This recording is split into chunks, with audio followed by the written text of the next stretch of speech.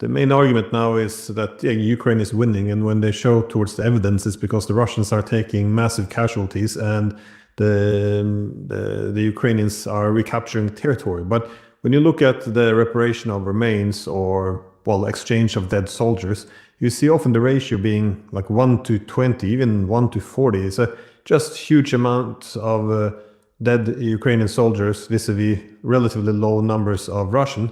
And it doesn't really make any sense. I mean, if there are higher casualties, you would assume that they would be reversed. And you can make the argument that, well, it's if the Russians are moving forward, they're the one picking up the dead bodies. But again, they're also saying that Ukraine is capturing territory. But it doesn't make much sense, but they get away with it. And you also see that Putin is deeply rational, yet at the same time, we feel comfortable participating in strikes against Russia, knowing that he will be restrained. And, we know that Ukraine has to join NATO because otherwise, then Russia would never dare to attack it. But we're also saying that after Russia's done with Ukraine, it will attack NATO. None of these things adds up. And I've even seen the German, I think it was Merz or von der Leyen, made the point that, it was von der Leyen, that Russia cut off Germany from gas.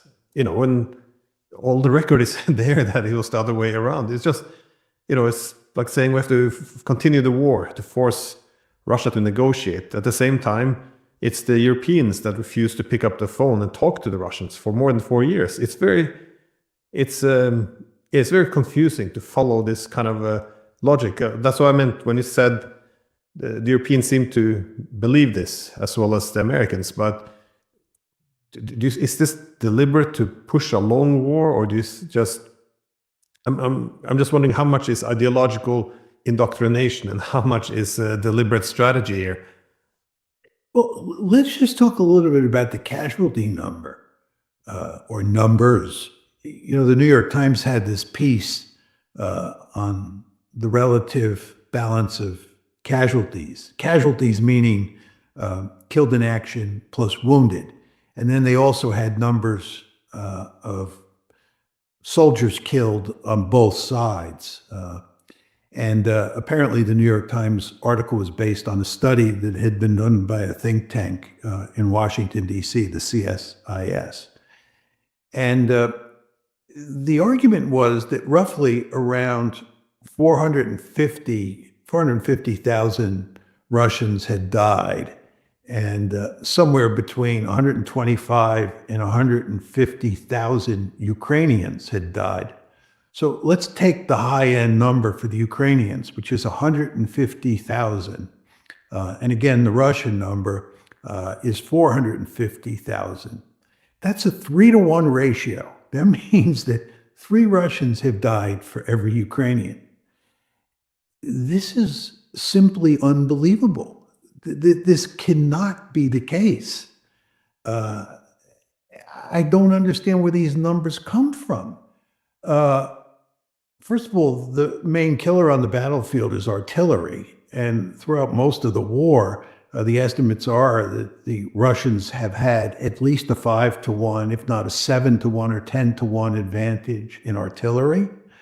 If you look at these bombs, these smart bombs that are dropped from the air, the Russians have a huge inventory of smart bombs that they've been dropping on the Ukrainians. The Ukrainians have virtually no smart bombs that they've been dropping on the Russians. You might say to yourself, well, it's the Russians who have mainly been on the offensive. Well, there's 2 problems there.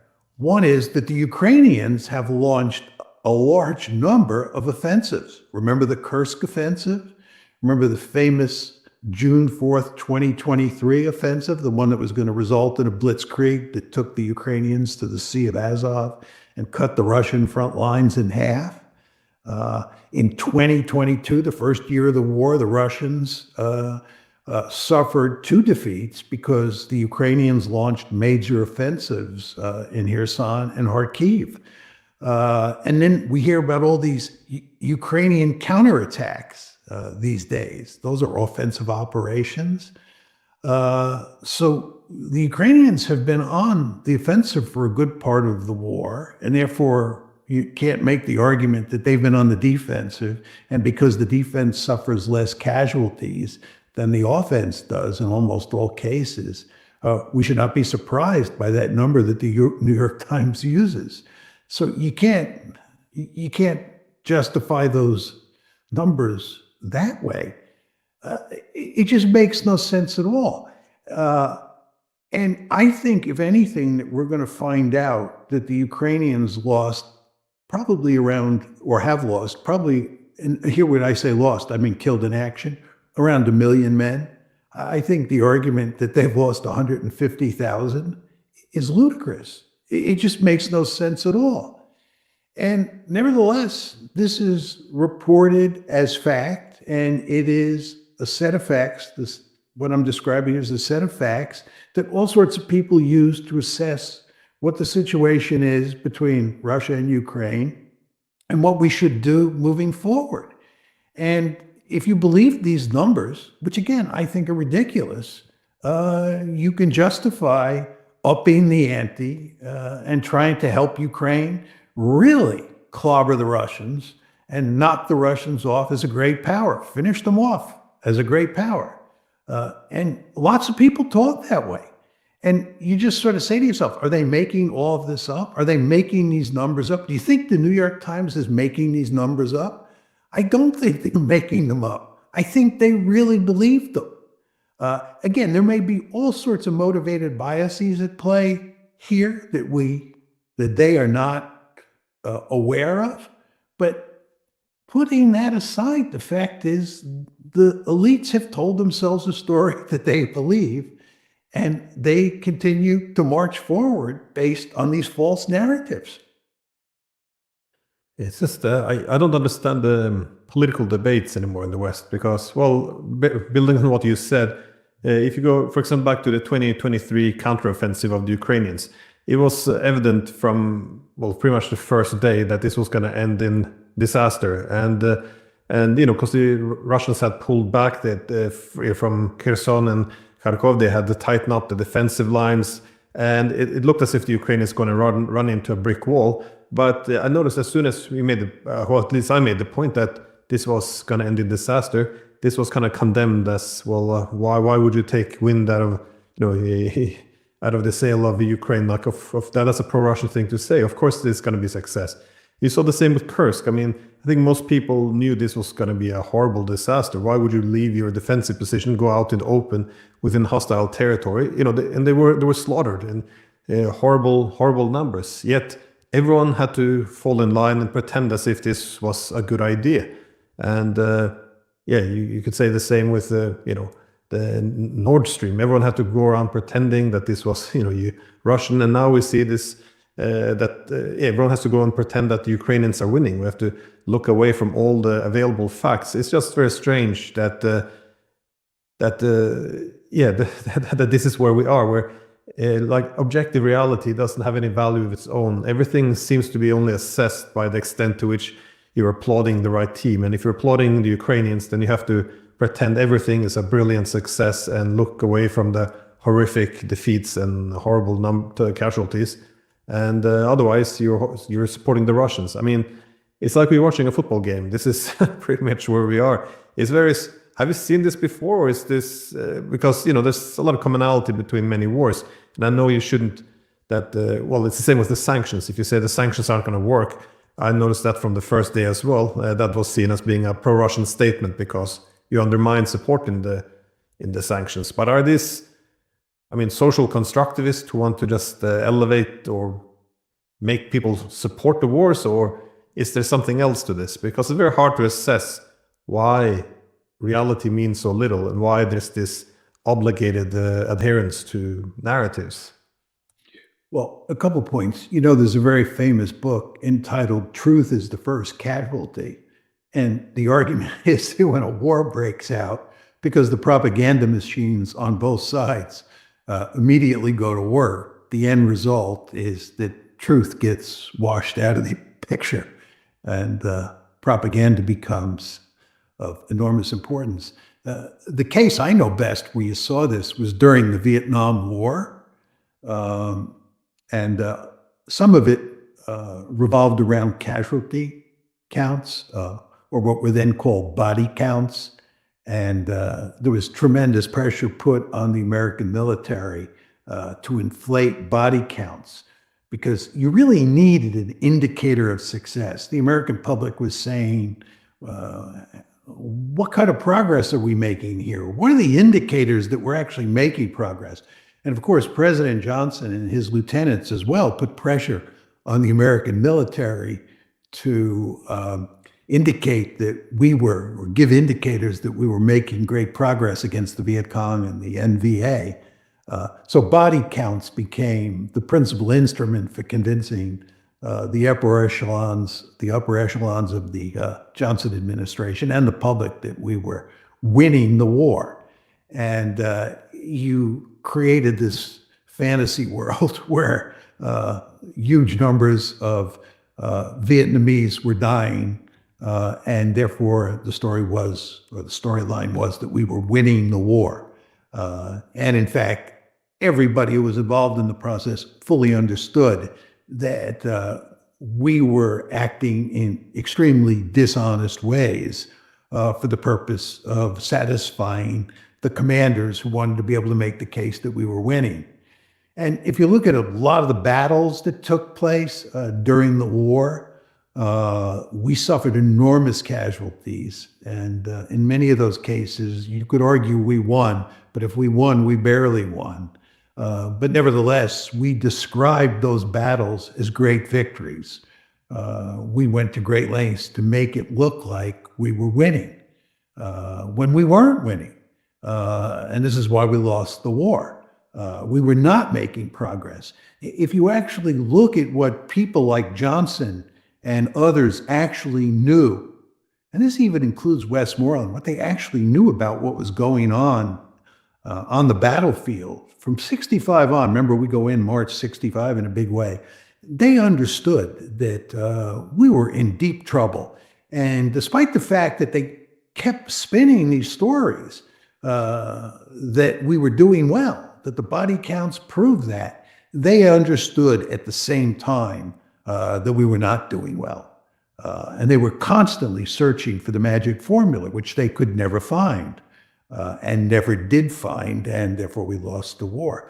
But you just don't want to underestimate the extent to which a national security establishment, when it goes to war, will pursue propaganda in really extreme ways. Now, I think there are two big differences between the Vietnam situation and the present situation. One is that we've just gotten much more sophisticated at it. It's really quite amazing how good we are across the West. It's spinning out these stories that are really false narratives. We were not quite so good in the Vietnam War, right? We've gotten much better at it. The elites have really become quite skillful at propagandizing. And the second big difference is, I think that during the Vietnam War, and this was evident in the comments I made a few minutes ago, while people were spinning positive stories, and this included people like Westmoreland and the military chiefs, and it included, of course, LBJ and his lieutenants. While they were spinning positive stories, at the same time, they knew that we were in deep trouble. They were aware of the fact that they were distorting the truth to keep support for the war in place. I think today, and this gets back to our earlier conversation, I think today most Western elites believe that we are actually doing very well in Ukraine, and that the Ukrainians themselves are performing well on the battlefield, that the Russians have been at least stymied, and maybe even the tide has turned. And furthermore, when you look at these Russian casualties, you look at the disastrous state of the Russian economy, you look at the fact that so many people are interested in overthrowing Putin, really all we have to do is just keep pushing and we're going to win a victory. It's going to happen. And people believe that. You and I think, again, that this is ludicrous, but we're a minority voice here. All sorts of people believe this in the West. And all of this tells you, by the way, Glenn, that the only thing that's going to dispel all these foolish notions about what's going on is a Russian victory on the battlefield. If the Russians roll up the Donbass, or once the Russians roll up the Donbass, Zaporizhia, and Kherson, and then they begin to move on to other oblasts, assuming they do that, then it'll be impossible to maintain this narrative. What enables people in the West to sustain this narrative is the slow progress of the Russian army. The fact is the Russians have moved very slowly to roll up the Ukrainians. And by the way, to go back to the previous subject we were talking about, casualties, one of the reasons I believe these Russian casualty numbers are simply wrong is that the Russians pursue their offensive in a very cautious way because they are interested in minimizing casualties. If you look carefully at Russian tactics on the battlefield and Russian strategy more generally, they go to enormous lengths to minimize the number of casualties. So this is a case where huge numbers of Russians are not dying in mindless frontal attacks that fail, as many in the West would like you to believe. The Russians are very cautious. They're suffering casualties for sure, especially because there are all those Ukrainian drones up in the sky. But the casualty numbers are not that high. And this, of course, is why that New York Times story is laughable. Yeah, well, I think this is a key thing, what you said about Vietnam, but that is that they lie to, essentially they lie about the war to buy time in order to find that magic formula you referred to. And I think that's also what happened in Afghanistan. If you look at the Afghanistan papers, they knew things weren't going well and they did cover it up. And again, why would you fight a losing war? And I do think that the assumption is if you can just keep it going, hope, you cling on to hope, something might turn up. The economy could collapse, the fronts could collapse, or worst case, you gradually drain the enemy, so they will end up weaker thereafter. I mean, I'm assuming we had other ideal outcomes for Libya, Syria, all of these countries, but worst case, one drains and destabilized the enemy. But it's also interesting what you said about how to measure success, because if you look at Ukraine, the best way or favorite way by the Western political media establishment has been to measure progress based on territorial shifts. But as you and I know, that doesn't make much sense when you're fighting a war of attrition, because you don't spend all your forces fighting, storming well-fortified lines. You drain and weaken the adversary, and once the front line collapses, then you take the territories. I mean, once the front lines now collapse, the Russians can move faster and faster without the defensive lines as well. So measuring territory in the war of attrition doesn't really make sense. But that's what I find interesting, because in the Iran war, they always appear to measure deaths, but that doesn't really make much sense. That is, Trump always point to, look at the Navy, their Air Force, everything is gone, but measuring death and destruction as success doesn't really make much sense if the Iranians can hold on to the Strait of Hormuz with very cheap, simple drones, and also they're willing to absorb all this pain, because doesn't matter how many of them you kill, they're still going to be willing to fight, and they're still going to be willing to produce the capabilities required to keep that strait closed. So as you said, the KPIs or the indicators of success is very strange, or perhaps deliberately so strange, how they measure success. Can I just jump in here, Glenn? We were just talking about casualty numbers in the Ukraine war and what the New York Times has been reporting. This is the same as body counts, right? This is a body count argument. This is just like Vietnam. Very important to understand that. You pointed out, quite correctly, of course, that in the West, we often talk about the failure of the Russians to capture territory. And you say that that's not a good indicator when you're in a war of attrition. And that, of course, is true. And in a war of attrition, what matters is the casualty exchange ratio. And the casualty exchange ratio is effectively the same as body counts. So what you see going on here with this New York Times piece is very similar to what you saw with body counts in Vietnam. And the body count process in Vietnam was fundamentally dishonest. Very important to understand that. And the body count process in Ukraine, as we discussed about the New York Times article, is fundamentally dishonest. And it's exactly what you would expect. I want to make another point.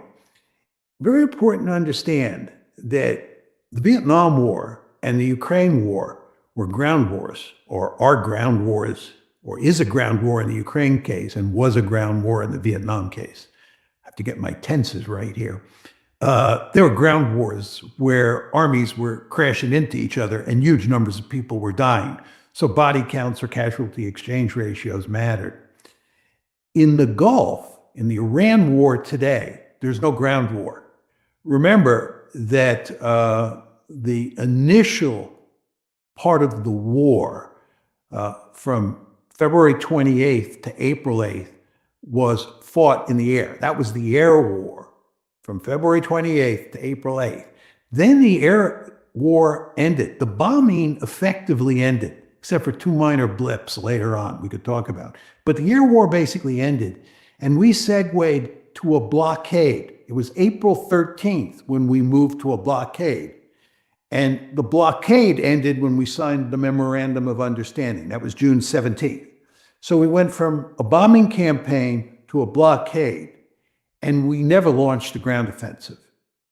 And so there's no body count argument at play in the Iran war. It's a very different kind of conflict. And to be more specific about the Iran case, as everybody said, if you really wanted to achieve the goals that the Israelis and the Americans set out for themselves on February 28th, you would need boots on the ground. There's the ground option.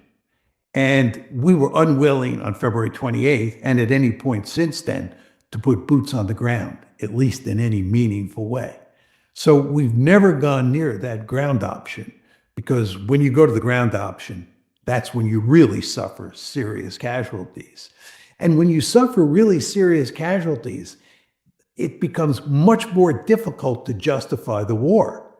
And that's why the body counts and the casualty exchange ratios attract so much attention.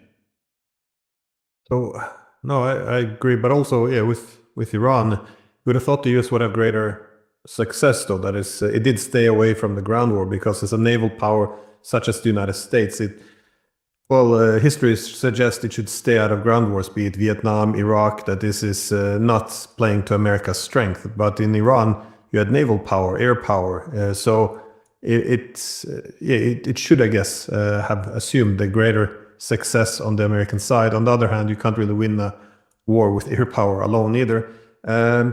But how do you measure success in the war against Iran on behalf of the Americans, that is? How would you measure progress? Because it's a very unique kind of war. Is it the destruction of ballistic missiles, offensive capabilities, defensive capabilities? Is it removing proxies or allies, be it Lebanon, Iraq, or Yemen? How would we know if the United States would be winning the war against Iran? A couple of points. One is we're not going to win the war. We're going to lose the war. But in the process of losing the war, we have two goals that we need to achieve. And if we come out of this in reasonably good shape, we will have achieved those two goals. But it's just very important to understand that Iran has won this war. Iran is going to emerge from this war much more powerful relative to its neighbors than it was on February 27th. America's position in the Gulf is going to be greatly weakened as a result of this war. But I want to get to your specific question because it is terribly important. We have two goals here. Putting aside the question whether we win or lose, we have two goals. Number one is to open the strait because we got to get oil flowing. And that will include Iranian oil, which we're allowing to come out of the strait. And we're allowing the Iranians to get paid in dollars for that oil, right? We're giving them a good deal because we want to flood the market with oil. so that the economy, the international economy, doesn't go off a cliff. So goal number one was to open the strait, get the oil flowing. Goal number two is to get a nuclear deal. We have to get a nuclear deal. It's obviously going to be some variant of the JCPOA, but there has to be some sort of deal that limits what Iran can do in terms of developing nuclear weapons moving forward. You mentioned missiles. There's going to be no agreement on missiles. Some people might say, well, what about supporting Hezbollah, Hamas, and the Houthis? There's going to be no agreement there, right? The regime change, that was another one of our goals. There's not going to be regime change, not as a result, immediate result of this war, maybe in 2 or 3 or 4 years, who knows, but not now. The key issue is the nuclear issue. Now, it's very important to understand how the Memorandum of Understanding was structured. It was structured so that the shooting between, or the bombing between Iran and the United States would be shut down once the memorandum was signed. And number two, the strait would be opened and oil would flow out into world markets. Now, with regard to the bombing campaign stopped on April 8th. There was really nothing to stop. The bombing campaign ended and we went to a blockade. And we can't go back to a bombing campaign for a whole slew of different reasons, right? So that really didn't matter that much, except maybe in Lebanon. But let's leave Lebanon aside. The key issue to start with that we cared about was opening the strait. And the strait is now opened for all intents and purposes. Not fully open, but it appears that it may be fully opened. And if it isn't, we're in real trouble. But that was the least difficult goal to achieve because the Iranians have a vested interest in selling their oil. Okay. The big number two goal that's sitting out there is the nuclear issue. And that is yet to be resolved. What you want to understand here is we now have to deal with the nuclear issue side by side with 4 big economic issues that would all be advantage Iran. One is reparations, 2 is the frozen assets, 3 is lifting the sanctions, and 4 is the question of the toll booth in the strait. In other words, these issues have not been resolved. Just think about it. That $300 billion fund for reparations, not settled yet. Lifting all the sanctions, not settled yet. Releasing all the frozen assets. I guess there are probably over $100 billion in frozen assets. Unfreezing all of them. And then the toll booth issue. Okay, they have to be resolved, those issues. And the nuclear issue has to be resolved, right? So we have solved the problem of opening the straits for the most part in the beginning. And now we have all those other big issues staring us in the face. And I would just say to you, if we don't get a deal, we meaning the West, and here we're talking mainly about the United States, we don't get a deal on the nuclear issue, we're going to be in real trouble. Because as you well know, the Iranians have the capability to quite easily build a bomb.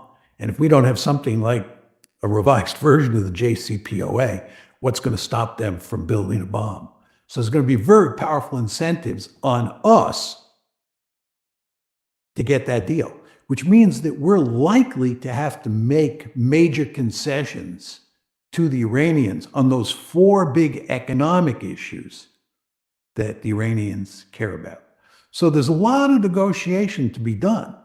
And it just seems to me, if we're going to be successful, we've got to keep the strait open, number one. And number two, we got to get a nuclear deal.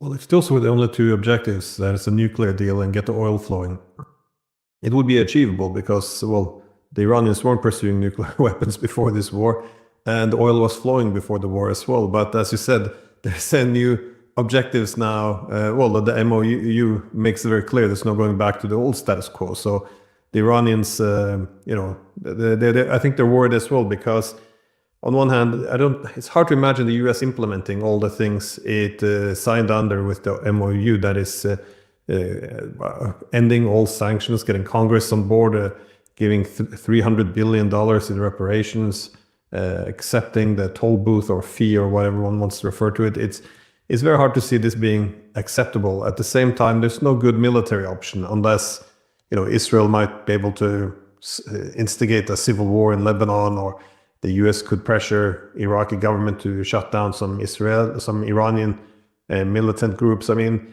one could go after allies, but it doesn't look like that's a viable strategy for military success.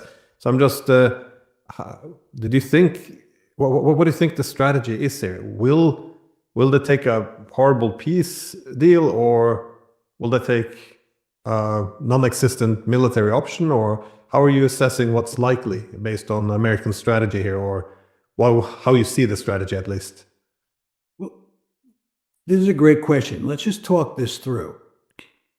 First of all, there's no military option, as you and I know. And one reason there's no military option is that if you go back to bombing, the strait will be closed again. We can't do anything that allows the strait to be closed again. We just got it open, and we want to keep it open. And, for all these people who are talking about, let's go back and finish the job, what are they talking about? We had a 40-day bombing campaign. It didn't work. That's why we ended it on April 8th. And furthermore, we were running out of munitions. And furthermore, the Iranians have a second strike capability. And furthermore, they can really crash the world economy. So what are people talking about? We don't have a military option. We got the strait open. And now the question is, are we going to deal with the nuclear issue? You're saying, Glenn, I think quite correctly, I'm not disagreeing with you, that it's hard to imagine the Americans making those concessions that I described on what I called the four big economic issues. Okay? Again, the whole question of the toll booth, releasing all those frozen assets, all those complete sanctions relief, and the $300 billion reparations fund. Can you really see the United States conceding on all those issues? I mean, the end result would be that Iran would be in excellent shape moving forward. This is a country with 93 million people. You get its economy back on its feet. It's in a position where it dominates the Persian Gulf. It controls the Strait of Hormuz. Iran would be really quite powerful. Is America going to let this happen? That's the question you're asking. Okay. The counter to that, Glenn, is what about the nuclear issue? The Iranians are going to play hardball with us. We know that. They're going to say, if you don't dance to our tune on the economic issues, no nuclear deal. What are we going to do then? No nuclear deal? I don't know about that. We got to get a nuclear deal, I think. But if we don't get a nuclear deal, we're going to be in real trouble, because there's a really good chance that they'll get nuclear weapons, or they'll move in that direction.